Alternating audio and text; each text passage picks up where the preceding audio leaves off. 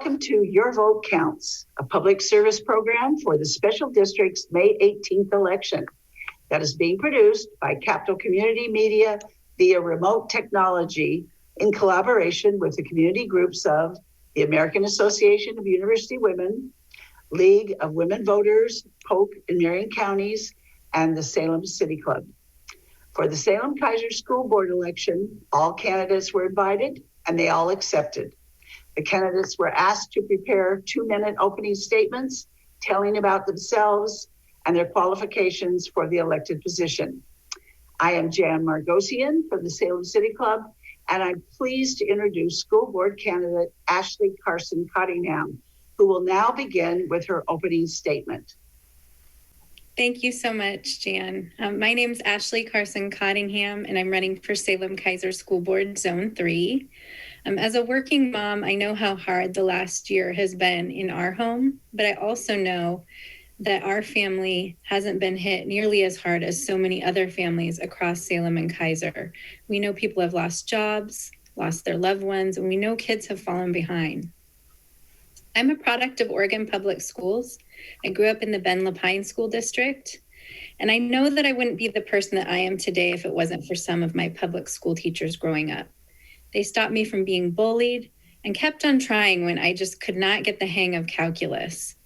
We have great educators like that here in our school district, and I will fight alongside them to make sure our schools can give every kid the individual focus they need. All my life, I have fought for vulnerable people, from standing up in court as a court-appointed special advocate for abused and neglected kids to taking calls in the middle of the night on a domestic violence hotline. Later, I worked in Washington, D.C. for 2 different U.S. senators and worked for a national nonprofit to improve policies around hunger, healthcare, retirement security, and equal pay. I believe that public service truly makes a difference. I'm currently the acting deputy division director for paid family and medical leave at the Oregon Employment Department. But for 7 years, I advocated for older adults and people with disabilities, who, as we know, along with our BIPOC communities, have been hit hardest by the pandemic. We need to ensure we're protecting everyone across the community and get our kids back into school as soon as we can. I'm running for school board because I think we need new and strong leadership. When we have a board that truly listens to parents and students and takes action, that's when we know the democratic process is working. Thank you so much for the opportunity to be here today. Thank you for that information. The questions that we will use today were developed by the sponsoring groups, and the candidates did not receive them ahead of time. The League has prepared 7 questions, and each candidate has 9 minutes in which to answer them. Not all candidates need to be answered. Not all questions need to be answered, but all the candidates will be given the same questions and the same 9 minutes total time, which includes the time it takes to ask or repeat a question. The candidates' responses to the individual questions will not be timed. And now let's give candidate Carson Cottingham an opportunity to address some questions and topics of concern to our community. Now, this is our first question. If elected, in what areas of the school board responsibilities are you particularly interested in? Thank you. I think the single biggest issue that we're facing right now is recovering from the pandemic. I've spent the past year as a working parent juggling distance learning and seeing how my child and their skilled teachers struggled. I also witnessed friends of mine who were both parents and teachers struggle with the ever-changing landscape. I simultaneously watched the pandemic devastate the vulnerable seniors that I had been advocating for. And so I want to bring my experience in managing really large teams and large publicly funded budgets to make sure that we can fix policy, get kids back to grade level, give teachers the tools they need to succeed, and to help us fully reopen as soon as we possibly can. I think doing that well will also set kids up for success and get our graduation rates up overall. Thank you. Let's explore another question. What effects do you think it will have to elect school board members by zone rather than at large? Yeah, I think that this would be a really good thing for us to explore as a school district. I think it could make elections a lot more accessible for people to run in. It's really difficult to run across such a large school district, across all of the zones, because it means you have to reach lots of voters. So I think we would have, if we move to by zone voting, we would have a much more representative democracy. And so I think I would likely support that type of a change, but I've learned over the years that until, I can hear from lots of different people on all sides of an issue, that I always want to keep an open mind and make sure that I'm having the full discussion before I reach an ultimate decision. Thank you. Now, in several places in the district policy for the school board, it states that there is to be regular opportunities for public feedback. How is this ensured, and what would you do differently, if anything? That's a really good question. I think I've done a lot of thinking about this. The board meetings themselves don't always feel like the best place for the community to share all of their concerns. And so I think it's important as a board member to spend time doing specific outreach to communities that have not typically come before the actual board. I think it's also important that we vary the days of the week that we hold board meetings, the times of day. We have very diverse community. We need to ensure that we're accommodating various work schedules. We also know that a lot of parents want to share, and perhaps we should explore childcare during meetings so that there's an opportunity for feedback, but there's also that we're also recognizing that people are busy working and raising kids in our community. I think we need to listen to all the various parts of our community. And right now it feels like we've been shutting voices out, and that seems inappropriate. And I want to work to make sure we're reversing those types of policies and having a very open dialogue.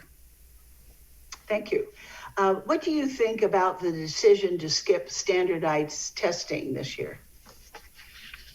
I think that, as I mentioned in one of the earlier questions, this has been, an immensely difficult situation for families, kids, teachers, really everyone.